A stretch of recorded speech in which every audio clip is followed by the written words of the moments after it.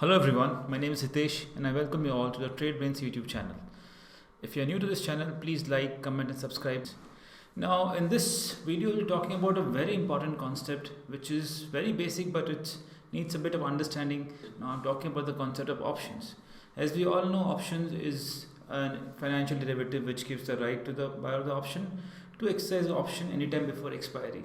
Now what we need to understand is that for every buyer there has to be a seller. If I have to buy something, there has to be a seller for it. Similarly, in case of options also, there is a buyer for a seller and there's a seller for a buyer. So in this video, we'll be understanding what are option buying and what is option selling. Now let's begin with it. Now even from the prehistoric time, and I'm talking about the days of barter system, there was a giver for a taker. Now, like if I supposedly wanted 1 kg of rice, I would have to give something against it, which might not be of equal or proportionate value, but which served the purpose of buying and selling in the market. Now, there was always a buyer there for a seller in the market. So, even if I were to buy something for an item of defense, like maybe a weapon, then I had to give something against it to buy that thing. So, there was always a buyer for a seller in the market. Similarly, in case of options also, if I have to buy an option, there has to be a seller in the market. So, which makes the transaction happen. So, for every buyer of option, there's a seller of option in the market. What is option buying? Option buying simply means having a right on the asset to buy upon expiry. Now, how do I explain that? Supposedly, if I want to buy a shares of a particular company, I fix a price for it and I enter into agreement with the option seller that I want to buy this right upon expiry on this share. And as and when upon expiry, if the price of share goes to that point or beyond that, I have a right to exercise that right. Now, what is an option seller? Option seller is someone who gives the right to the option buyer. He basically, in simple terms, is a counterparty to the option buying. Now, what are the benefits of buying an option? First is the power of leverage. How does that happen? If supposedly I want to buy, say, Nifty contract at 9500 upon expiry, and the spot price of Nifty is say 9450. Now I'm looking for an out of money option, so I have to buy that contract. I just have to pay premium for it. The premium could be say 100 rupees for it. So one lot of Nifty has about 75 contract into it. So to buy one Nifty option of 9500 when the spot price is 9450, I have to spend 100 into 75, which is 7500. So by just paying the amount of 7500 rupees only, I get to be a part of the bigger deal, which means I have the power of leveraging in the market. Say upon expiry, if the Nifty expires at 10,000, now then I make a profit of 500 points on it, which is 500 into 75, which means almost 38,000 rupees benefit I make. So which is where by investing just 7,000 rupees, I am able to make a benefit of 5 times with it. So which is where the power of leveraging comes there. The risk involved in buying is very limited. Why? Because the only amount which I lose if the contract doesn't go at my desired price upon expiry is the premium which I paid. Now, what is the profit making opportunity? What I mean by that is that now if the Nifty goes in the money at expiry for me, I have the power or I have the leverage to make unlimited gains with it because the Nifty can go up to any extent. Now, what are the benefits of selling an option? Now, let us understand a few scenarios when the option buyer makes money. He makes money only when the option contract expires in the money for him. Even if he's buying a call option, then the market has to go above the desired strike price for him to make money. And if he is buying a put option, then the market has to come below the desired price or the strike price to make money. So that is the only instance when he makes money. But in case of an option seller, he makes money even if when the contract expires at the money for the option buyer, or even if the contract expires out of money for an option buyer. Say, let me explain it with an example. Say if the spot price of Nifty right now is 9,500.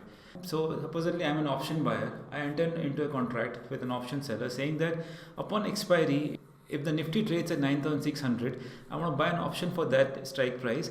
And as and when upon expiry, if the Nifty is trading there, I want to buy the right from you of the Nifty contract. Now the option buyer will only exercise his right only when the Nifty goes beyond 9600 upon expiry. Now say if the Nifty expires at 9600 only, then the option buyer won't make money and he'll stand to lose all the premium, and the benefit of that premium goes to option seller. And say if the Nifty expires below 9600 upon expiry, then also the option buyer stands to lose all the premium and the option seller gains to make the full benefit out of option premium which is received. So those are two instances when the option seller makes money and option buyer makes money only in one instance. And the second benefit is that you receive money in advance. What do I mean by that? Now, as and when an option buyer is entering into a contract, he will have to pay the option seller in advance, which means to buy the right, he has to pay a premium. So as and when the contract is entered is when you receive your money. So the benefit of option seller starts right from the time of entering a contract, and he stands to lose money only when the option expires in the money for the option buyer. Now, this is a nifty chain which I took from the website of nseindia.com. Now, what do I understand by here is that if you look at the Nifty chain, I'm rolling the cursor at the center of the screen. The current price of Nifty is 9330, and these are the various levels of Nifty strike price and the premium for call option and the premium for put option. Now, for the sake of discussion, we'll be talking about 9400 strike price, which is right now at the center of the screen. We're talking about 9400 call option, and the premium for that is 120 units as seen in the cursor which I placed on the screen. Now let us understand the few scenarios under which the Nifty expires at different price levels and how does it benefit the option buyer or option seller.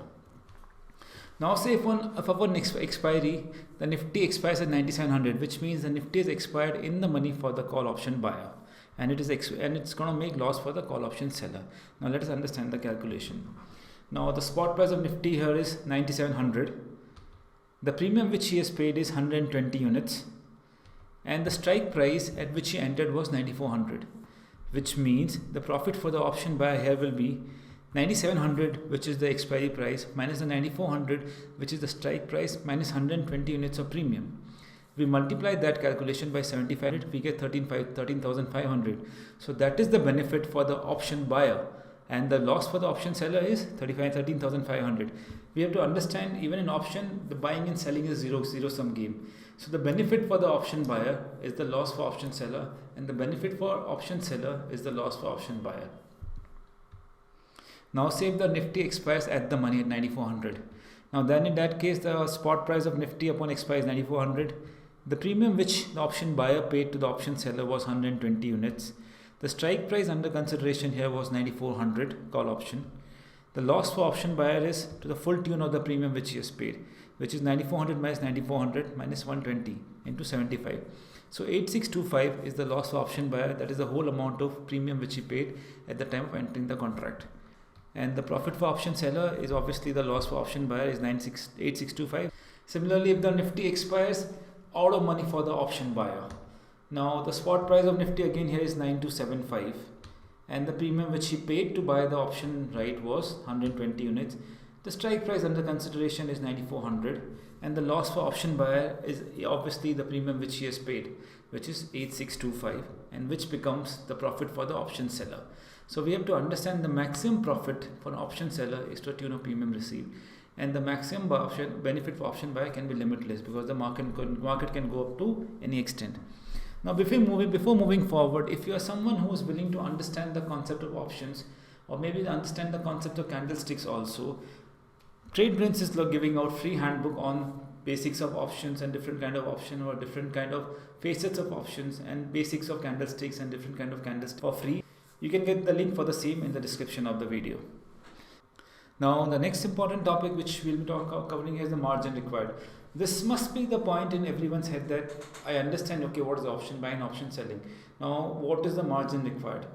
Now the question of margin does not arise for an option buyer. Why so? Because he has already paid certain price to enter into an option agreement, which is the premium at the starting of contract. So that is also the maximum loss which he's going to get. So that you can say is the margin required to buy an option. But the margin required to sell or write an option is very high because they are exposed to market losses. What I mean by that is, supposedly if you are an option seller and you sell a 9500 call option, now upon expiry, if the Nifty has some volatility or there's some new big news in the market, then the Nifty say expires at 10,500. So he'll be practically losing 1000 points on the option contract which he wrote, which is in calculation is 75,000 rupees, which means he has to keep a certain amount of margin which is almost equal to the margin required to trade futures contract.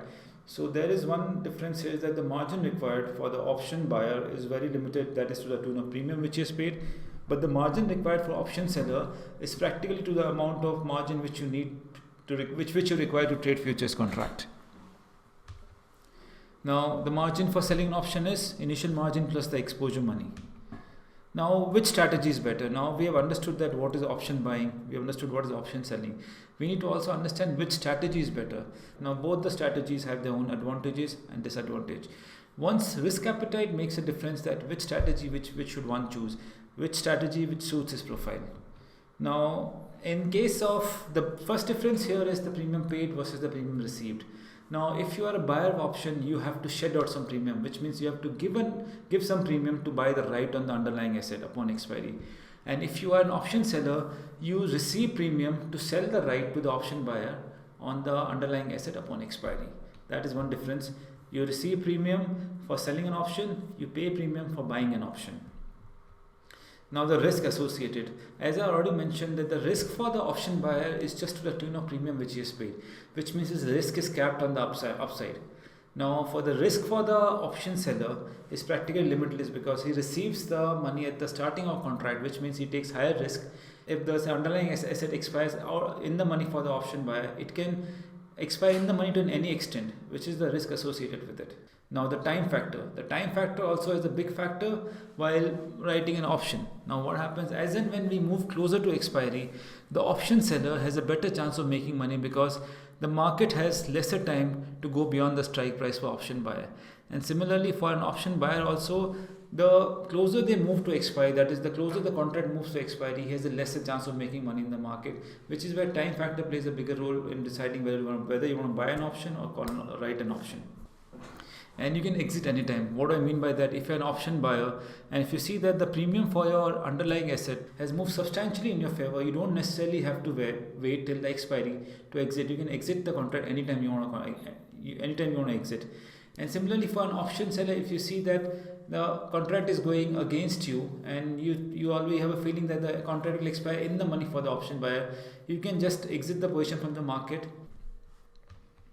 I thank you for hearing and I hope you have understood and enjoyed the concept. I hope to see you again in the few more financial discussion in the days to come. Thank you so much.